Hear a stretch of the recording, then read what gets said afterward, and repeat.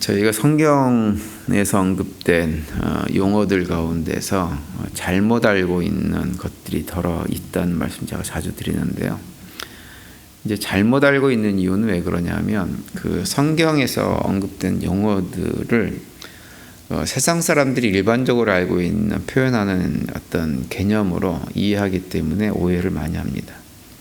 많은 용어들이 똑같은 단어를 사용하지만 의미는 전혀 다른 것임에도 불구하고 그걸 갖다가 똑같은 방식으로 이해를 하려고 자꾸 합니다. 대표적인 단어가 이제 그 죄라고 하는 단어죠. 제가 죄에 대해서도 이미 여러 번 설명을 드렸지만 다시 한번 반복해서 말씀을 드리면, 성경에서 말하는 죄라고 하는 표현은 세상 사람들이 말하는 죄의 개념과는 완전히 다른 의미죠. 성경에서 말하는 죄는 윤리적인, 도덕적인, 어떤 경제적인 이런 죄를 말하는 것이 아닙니다. 성경에서 말하는 죄는 철저하게 하나님과 우리의 관계 속에서 말을 하고 있는 거예요. 성경에서 말하는 죄는 피조물인 인간이 하나님 자리에 앉아서 하나님 행세를 하려고 하는 것, 그것을 갖다가 뭐라 그러냐면 죄다 이렇게 얘기합니다. 그리고 이제 그런 하나님 행세를 하는 과정에서 다른 사람들에게 이런저런 그 어려움이나 피해를 일으키는 행위, 이런 것들을 뭐라고 얘기하냐면 악이다 이렇게 얘기하는 거예요. 죄의 악이라고 하는 말은 죄로 인해서 행해진 악한 행동을 죄의 악이다 이렇게 얘기하죠. 그런데 세상에서는 일반적으로 그런 악한 행동을 뭐라 그러냐면 죄다 이렇게 표현을 많이 합니다. 악한 행동들을. 그래서 성경에서 말하는 죄와 세상에서 말하는 죄의 개념이 근본적으로 다릅니다. 그래서 성경에서는 철저하게 죄는 뭐냐? 하나님과의 우리의 관계 속에서 얘기하는 거예요. 우리가 하나님의 피조물임에도 불구하고 하나님의 자리에 앉아서 하나님 행세를 하고 가는 것. 그런데 왜 그걸 죄라고 딱 하나님께서 정해 놓으셨느냐? 하나님께서 기분 나빠서 이렇게 죄라고 명명하신 것이 아니라, 피조물인 우리가 하나님 자리에 앉아서 하나님 행세를 하고 살아가면 우리의 삶이 망가지기 때문에, 지옥을 경험하기 때문에 죄라고 명령하시고 죄를 짓지 말라라고 우리에게 말씀을 해주고 있는 거예요. 그리고 또 한 가지 우리가 자주 오해하는 대표적인 표현 가운데 하나가 뭐냐면 예언자라고 하는 표현입니다. 세상 사람들은 예언자 그러면 일반적으로 그냥 어떤 미래에 일어날 어떤 일을 미리 보여주는 사람들을 예언자 이렇게 생각을 하죠. 그런데 성경에서 말하는 예언자는 그런 일을 하는 사람들이 아닙니다. 성경에서 말하는 많은 예언자들이 있는데 그 예언자들의 역할은 무엇이었냐? 미래가 아니라 현재의 일을 말해주는 사람이 예언자예요. 다시 말하면 현재의 상황 속에서 하나님께서 우리를 향한 뜻이 무엇인지를 밝히 말해주는 사람들이 바로 누구냐 하면 예언자라고 하는 거죠. 그래서 특별히 이제 오늘날에는 목회자들이 예언자적인 어떤 은사들을 가지고 있어야 됩니다. 왜냐하면 현재 상황 속에서, 현재 여러 가지 우리가 경험한 상황 속에서 우리가 하나님께서 우리를 향한 뜻이 무엇인지를 말씀을 통해서 확인하는 역할을 해야 되는 사람들이 목회자이기 때문에 그래요. 그래서 성경에서도 보면 예언자들 같은 경우는 누구보다도 무엇이 굉장히 정확하게 이렇게 알고 있었던 사람이었냐면, 현실 상황에 대한 인식이 누구보다도 정확했던 사람들이 예언자들이에요.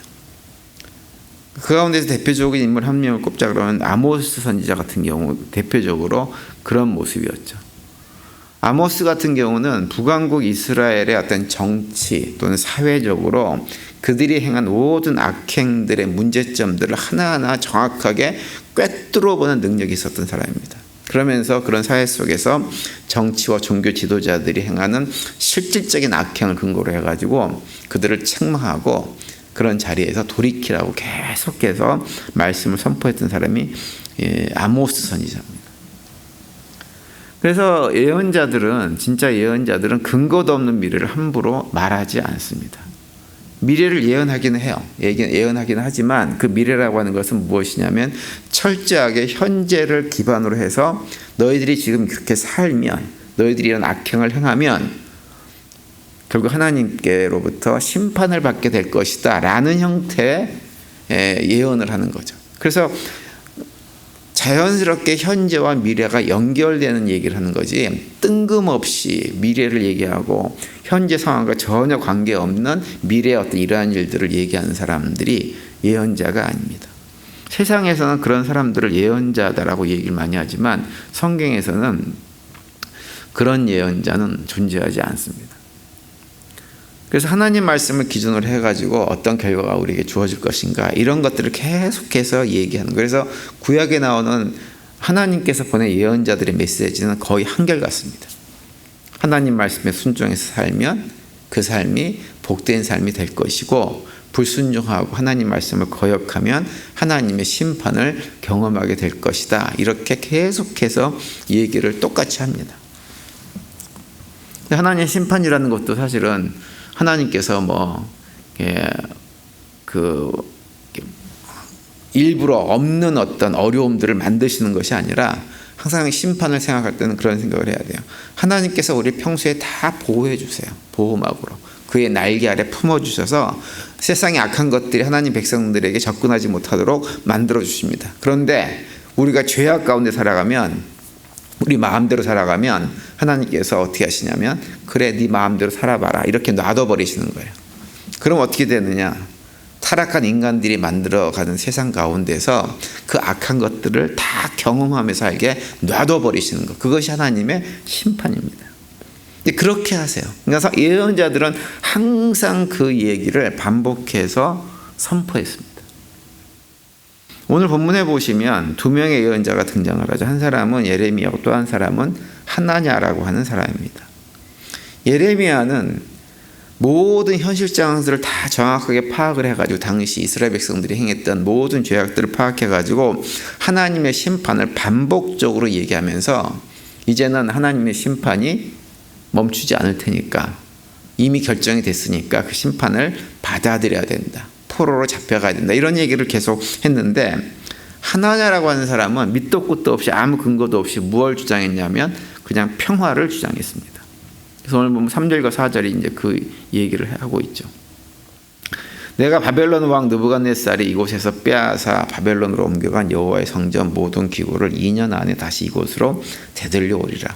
내가 또 유다 왕 여호야김의 아들 여고니아와 바벨론으로 간 유다 모든 포로를 다시 이곳으로 돌아오게 하리니 이는 내가 바벨론 왕의 멍에를 꺾을 것임이라. 여호와의 말씀이니라 하시니라. 이렇게 선포합니다.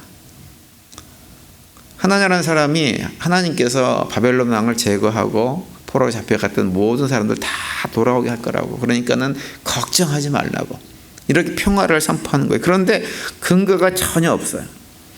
하나님께서 바벨론 왕의 멍에를 꺾으신다면 정확하게 현실적인 이유가 있어야 돼요. 왜 꺾으시는지. 바벨론 왕에게 문제가 있다든지, 아니면 유다 백성들이 회개를 제대로 해가지고 하나님께서 그 회개를 들으셨다든지, 무슨 근거가 있어야 돼요. 그런데 아무 근거 없이 그냥 평화를 외칩니다. 하나님 말씀이라고 얘기를 하는 거예요. 그러면서 예레미야가 나무로 만들었던 그 멍에까지 다 부숴버린 일을 했던 사람이 하나냐죠. 이것이 거짓 예언자들의 전형입니다. 거짓 예언자들은 아무런 근거가 없이 그냥 평화만 외치고 잘 될 것이다 라고만 얘기해 주는 사람들이 거짓 예언자예요. 하나님은 아무런 이유 없이 우리들에게 그냥 평화를 주시는 분이 결코 아니에요. 하나님은 공짜가 없으세요. 우리가 믿음으로 구원받고 그것이 구원받은 것이 은혜이고 선물이라고 에베소서 2장 8절과 9절에서 말씀하고 있지만, 하나님이 그것을 우리에게 선물로 주셨다고 해가지고 그냥 주신 것은 아닙니다. 독생자 예수 그리스도를 우리의 죄를 대속하는 대가를 그분에게 다 뒤집어 씌워서 치르게 하신 다음에 우리에게는 구원을 공짜로 주신 거예요. 그러니까 대가를 치르지 않은 것이 아니라 엄청난 대가를 치르고 얻은 것이 우리의 구원입니다. 하나님은 공짜가 없으세요. 밑도 끝도 없이 좋은 일, 평화, 선물 같은 것들이 그냥 생기는 것이 아닌데, 하냐나라고 하는 거짓 선지자는 지금 그런 소리를 하고 있는 거예요. 이제 그런 소리를 하니까 예레미야 선지자가 반응하기를, 나도 정말 당신이 한 얘기처럼 그런 일이 일어났으면 좋겠다, 이렇게 반응을 합니다. 그 얘기는 뭐냐면, 그런 일은 일어나지 않을 것이다 라고 못을 딱 박는 거예요. 20세기 신학의 최고 거장이라고 말하는 칼 바르트라고 하는 신학자가 있어요. 근데 그분이 항상 주장했던 얘기 가운데 하나가 뭐냐면, 이 땅에 있는 모든 목회자들은 한 손에는 성경을 들고 있고 한 손에는 신문을 들고 있어야 된다. 항상 이 얘기를 했어요. 신문을 왜 들고 있어야 되느냐? 그 의미는 무엇이냐면, 목회자들은 이 현실을 정확하게 파악하고 있어야 된다고 하는 거예요. 그래서 그 현실 속에서, 정확하게 파악한 현실 속에서 하나님께서 우리에게 원하시는 것이 무엇인지를 선포한 사람들이 누구냐? 바로 목회자다, 이렇게 얘기했어요. 그런데 가만히 생각해 보면 목회자만 그렇게 현실을 직시하고 살아서는 안 됩니다. 우리 성도님들도 현실을 직시해야 돼요. 한 손에는 성경을 들고 또 한 손에는 현실이라고 하는 신문을 들고 있어야 됩니다. 왜냐하면 오늘날에도 하나냐와 같은 거짓된 목회자들, 예언자들이 많이 있기 때문에 그래요. 특별히 유튜브 같은 데 보면 아무런 근거도 없이 거짓을 사실처럼 주장하는 그런 사람들, 목회자들이 얼마나 많이 있는지 모릅니다. 그런데 그렇게 거짓된 말을 하는 사람일수록 특징이 뭐냐? 자신들의 말을 굉장히 화려하게 포장을 합니다. 그래서 유튜브 같은 경우도 보면 그렇게 거짓된 얘기를 하는 사람일수록 어떻게 하냐면 유튜브 영상을 굉장히 보암직하게 만들어요. 보암직하게. 그래서 사람들이 혹하게 만듭니다. 그래서 전문가에게 다 맡겨가지고 전문가들이 만들도록 하지 그냥 대충 만드는 법이 없어요.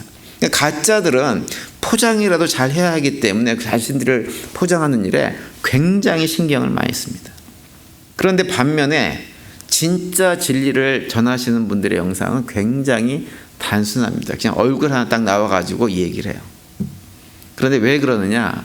참 진리라고 하는 것은 그 자체만으로 빛을 발하기 때문에 포장할 이유가 없는 거예요. 거짓된 말은 포장을 잘 해야만 사람들이 눈을 줍니다. 그런데 참 진리는 거짓된 것에 미혹된 사람들을 향해서 선포하는 것이 아니에요. 참 진리는 어떤 사람들에게 선포되는 것이냐? 그 진리의 말씀을 들을 수 있는 귀가 있는 사람들에게 선포하는 것이기 때문에 포장이 필요 없는 거예요. 어떻게 들려줘도 진리를 들을 수 있는 귀가 있는 사람들, 하나님께서 그 귀를 예비해 놓고 열어놓으신 분들은 다 그것을 듣게 되어집니다. 세상이 점점 혼매해지고 있죠. 혼매해지고 있어서 저는 우리 모든 성도님들이 그런 혼매해지는 세상 속에서 목회자뿐만 아니라 성도들 각자 개인도 예언자적인 통찰력과 은사들을 가질 수 있게 되기를 바랍니다. 그렇게 함으로 해가지고 정말 하나냐와 같은 거짓된 소리를 주장하는 사람들이 너무나도 많이 넘치는 그런 시대 속에서 정말 하나님의 뜻을 잘 분별해가지고 하나님의 뜻에 맞게 우리의 삶을 늘 새롭게 세워나가는, 그래서 그 가운데서 하나님의 기쁨이 되어지고 예수님께서 우리에게 맡겨주신 제자로서의 삶을 신실하게 살아갈 수 있는 우리 모두가 되시기를 간절히 바랍니다. 오늘도 그런 고백과 결단 가운데 헛된 소문들, 주장에 흔들리는 믿음이 아니라 그 믿음을 이기고 극복해서 참된 믿음, 진리를 들고 살아가며 승리하시길 바라고요. 그 가운데 주님과 동행하시면서 또 주님께 주시는 평화가 우리 삶 속에 넘치는 복된 날이 되시기를 간절히 축원을 드립니다.